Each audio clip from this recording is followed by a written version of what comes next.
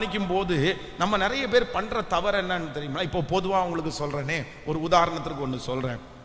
உங்களை நீங்க ஒரு சைக்கிள் வச்சிருக்கிறீங்கன்னு வச்சுங்களேன். ஒரு சைக்கிள் வச்ச உடனே ஒரு பைக் வச்சிருக்கிற ஒருத்தர் உங்களை கேவலமா பாக்குறாரு. என் கையில பைக் இருக்குது, உன் கையில சைக்கிள் தான் இருக்குது அப்படின்னு பாக்குறாரு. உடனே ஒரு உலகத்துல இருக்கிற சாதாரணமான மனுஷன் என்ன பண்ணுவான் அப்படின்னு சொன்னா, அப்படியா நீ என்ன சைக்கிள் இருக்குன்னு நீ என்ன அற்பமா நினைக்கிறியா, நான் என்ன பண்றேன் பாருன்னு சொல்லிட்டு இவங்க யாரோ ஒருத்தர்கிட்ட போய் கடனை வாங்கிட்டு, நீ வச்சிருக்கிறது என்ன, நீ வச்சிருக்கிறது சாதாரணமான பைக் தானே வச்சிருக்கிற, நான் பாரு இப்போ இறக்குறேன் பாரு, என்ன கொண்டு வந்து இறக்குறேன் அப்படின்னா ராயல் என்ஃபீல்டை கொண்டு வந்து இறக்குறேன் பாரு, நான் ஒரு பெரிய காஸ்ட்லியான காரை காஸ்ட்லியான ஒரு பைக்கை கொண்டு வந்து நிறுத்துறேன் பாரு அப்படின்னு நினைச்சு அற்பமாய் யாராவது ஒருத்தர் நினைச்சாங்கன்னா நம்ம அவங்களுக்கு முன்னாடி அவங்க அற்பமா நினைக்க கூடாதுன்னு சொல்லி இன்னும் தலை மேல பெரிய பாரத்தை கொண்டு வந்து குவிச்சிடுறோம், பாரத்தை கொண்டு வந்து கொடுக்குறோம். ஆனா அப்படி இருக்கக்கூடாது. ஆண்டவருடைய பிள்ளைகள் ரொம்ப ஜாக்கிரதையா இருக்கணும். நான் நம்புறேன், உங்களை அற்பமா ஜனங்கள் நினைக்கும் போது நீங்க யாரிடத்துல தான் போகணும் அப்படின்னு சொன்னா கர்த்தரிடத்துல தான் போகணும். அற்பமாய் நினைக்கிற உங்களை கண்டிப்பா ஆண்டவர் ஆசீர்வதிப்பார். அற்பமாய் நினைக்கிற உங்களுக்கு ஆண்டவர் கண்டிப்பா தருவார். ஆனா நீங்களா போய் அவங்களுக்கு முன்னாடி நான் பெரியவனா காமிக்கணும்னு முயற்சி எடுக்காதீங்க. ஆனா ஆண்டவரே உங்களை கொண்டு போவாரானால், கர்த்தர் உங்களை ஆசீர்வதிப்பாரானால், நான் நம்புறேன் உங்களுக்கு கடனே இல்லாம அவர்களுக்கு முன்பாக நம்முடைய தலையை உயர்த்துகிறதற்கு கர்த்தர் வல்லவராய் இருக்கிறார். அப்போ ரொம்ப ஜாக்கிரதையா இருக்கணும். ஆண்டவருடைய பிள்ளைகள் இதுல ரொம்ப கவனமா இருக்கணும். அப்போ அற்பமாய் நினைக்கிறத குறித்து நம்ம உடனே ஒரு டிசைட் பண்ணிடக்கூடாது. நான் முதலிலே 2000 நம்முடைய ஊழியத்தை ஆரம்பிக்கும் போது 2001 வருஷம் 2005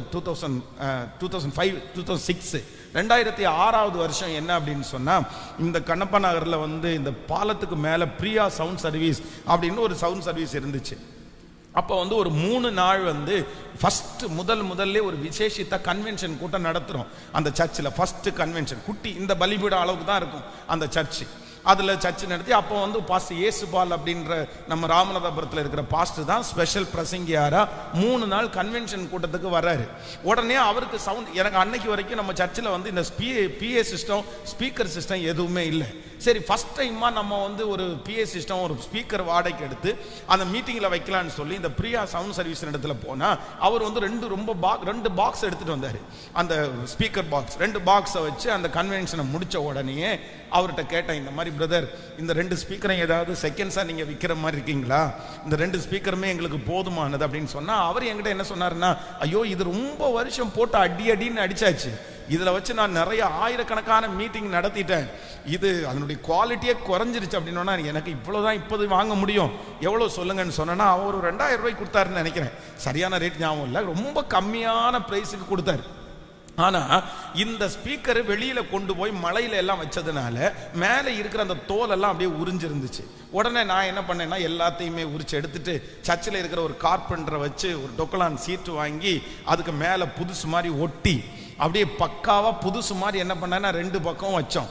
2 பக்கம் வச்சு அப்படியே அதுல ஆராதனை நடத்திட்டு இருக்கும்போது ஒருத்தர் வந்தார். வந்துட்டு ஸ்பீக்கரை பார்த்துட்டு, என்ன புதுமையா இருக்கு, வித்தியாசமா இருக்குது, யாருக்கிட்டையுமே இல்லாத மாடலா இருக்குது அப்படின்னு சொன்ன உடனே நான் சொன்னேன், இந்த மாதிரி மாடிஃபைட் பண்ணி வச்சிருக்கிறேன், அழகுபடுத்தி வச்சிருக்கேன்னு சொன்ன உடனே செக் பண்ணலான்னு செக் பண்ணாரு. உள்ள இருக்கிறது பழசு, அதனால என்னதான் வெளியில ரொம்ப பூசி மொழிகி ரொம்ப வச்சிருந்தாலும் சவுண்டு வரும்போது எப்படிதான் வரும், சவுண்ட் வரும்போது ரொம்ப மோசமா தான் வரும். அதனால பேசின உடனே அது அப்படி சவுண்டு போயிடுச்சு. ஐயோ என்ன பிரதர் இவ்வளோ கேவலமா இருக்குது, இவ்வளோ கேவலமா இருக்கிற ஸ்பீக்கரை வச்சிருக்கிறீங்க அப்படின்னு ரொம்ப ஒரு குறைவா அவர் பேசிட்டார். பேசின உடனே எனக்குள்ள ஒரு பெரிய வெறி வருது. என்ன வெறி வருது அப்படின்னா, அடுத்த வாரம் இதே மாதிரி 2 புது ஸ்பீக்கரை வாங்கி 2 பக்கம் வச்சு அவரை வர சொல்லி, இப்ப பேசுங்க பிரதர் அப்படின்னு என்ன செய்யுங்க ஆண்டவரேன்னு ஜெபம் வேற. இதுக்காக என்ன பண்ணலாம் அப்படின்னு பார்த்தா அந்த நடக்கல. சரி, நம்ம மாம்சத்துல இதை யோசிக்கிறோம், வேண்டாம் அப்படின்னு ரொம்ப நாள் காத்திருந்து ஒரு 9 மாதங்கள் தாண்டுகிறது, கிட்டத்தட்ட ஒரு 1 இயர். அந்த 1 இயருக்குள்ள நம்முடைய திருச்சபையில இருக்கிற ஒரு வாலிப பையன் ஒரு சவுண்ட் சர்வீஸுக்காக அவன் ஒரு செட்டு ஸ்பீக்கரை வாங்குறான். அப்போ அந்த ஸ்பீக்கர் ரொம்ப நல்லா இருக்குது, ஒரு ஸ்பீக்கரு, ஒரு கீழே ஒரு பேஸு, அப்புறம் ஒரு ஆம்பிளிஃபையர், ஒரு மிக்சர், அப்படி ஒரு செட்டாக வாங்குறான். எவ்வளோ ரூபான்னு கேட்டால் அவன் சொல்கிறான், பாஸ் இது 1.25 லட்சம் ரூபாய், ஆனால் எங்களுடைய ஓனர் வந்து எனக்கு கொஞ்சம் கொஞ்சமாக பணம் கட்டினா தந்தா போதும் அப்படின்னு சொல்கிறாரு அப்படின்னு சொன்னான். ஃபஸ்ட்டு நம்ம சர்ச்சில் அந்த சவுண்டை போட்டுட்டு அதுக்கப்புறம் நான் வந்து இதுக்கு எடுத்துகிட்டு போகிறேன்னு சொல்லி அந்த சர்வீஸுக்கு வந்து அந்த ஸ்பீக்கர் சிஸ்டத்தை ஆன் பண்ணால் எனக்கு ரொம்ப பிடிச்சிருச்சு. இப்போ அவனுக்குன்னு ஜெபம் பண்ணுறதா நமக்குன்னு ஜெபம் பண்ணுறதானே தெரில. சரி, நல்ல பிள்ளை, ஆண்டவரே இந்த பிள்ளைய ஆசீர்வதியும் அப்படின்னு சொல்லி அவனுக்காக ஒரு பிளஸ் பண்ணி ஜெபம் பண்ணிட்டு அப்படியே கையை வச்சு இந்த மாதிரி எங்களுக்கும் ஒன்று தந்துட்டீங்கன்னா நல்லா இருக்கும் அப்படின்னு ஜெபம் பண்ணுறேன். ஜெபம் பண்ணி ஒரு 2-3 மாதத்திற்குள்ள இது அதே கம்பெனியினுடைய ஓனர் ஒருத்தரை பார்க்கக்கூடிய ஒரு சூழ்நிலை. இன்னொரு பாஸ்டருக்காக ஒரு ஸ்பீக்கர் வாங்குறதுக்காக அந்த கம்பெனிக்கு போகிறேன். அந்த கம்பெனிக்கு போகும்போது அந்த அவர் என்னை பார்த்துட்டு அவருக்கு என்னமோ தெரியல, நான் பேசின உடனே மனசுக்கு அவர் பிடிச்சிருச்சு. பிடிச்ச உடனே உங்கள் சர்ச்சில் என்ன வச்சுருக்கீன்னு கேட்டார். நான் இந்த மாதிரி சாதாரணமாக 2 ஸ்பீக்கர் தான் வச்சுருக்கிறேன், ட்ரை பண்ணிட்டு இருக்கிறோம், வாங்கிடுவோம் சீக்கிரமாக, உங்கள்கிட்ட கூட நாங்கள் வாங்குகிறோம் அப்படின்னு சொன்ன உடனே அவர் என்ன சொன்னார் அப்படின்னு சொன்னால், நீங்கள் எல்லாம் வாங்க வேணாம், எங்கிட்ட ஒரு செட் இருக்குது நான் கொடுக்குறேன், நீங்கள் சர்ச்சுக்கு யூஸ் பண்ணிக்கங்கன்னு சொல்லி ஃபஸ்ட்டு வந்தது ஒரு 80,000 ரூபாயினுடைய ஸ்பீக்கரை வந்து அவர் அப்படியே கொடுத்துட்டாரு, அப்படியே ஃப்ரீயாகவே கொடுத்துட்டாரு. மறக்கவே முடியாது.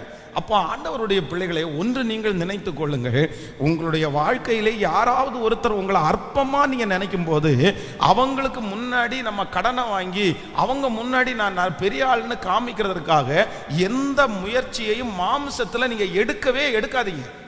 மாம்சத்தில் எடுத்துட்டீங்க அப்படின்னு சொன்னா நீங்க வந்து அவங்களுக்கு முன்னாடி காமிக்கணும்னு ஆசைப்படுறீங்க, நீங்க கடன்காரர்களாக தான் மாற்றப்படுவீங்க. ஆனா அதற்கு மாறாக இப்போ வந்து குழந்தை இல்லை அப்படின்னு சொல்லி யாராவது ஒருத்தர் அற்பமா நினைக்கிறாங்கன்னா, நான் உனக்கு முன்னாடி குழந்தை பெத்து காமிப்பேன் அப்படின்னு நினைச்சு நம்ம ஹாஸ்பிட்டலுக்கு போக முடியாது.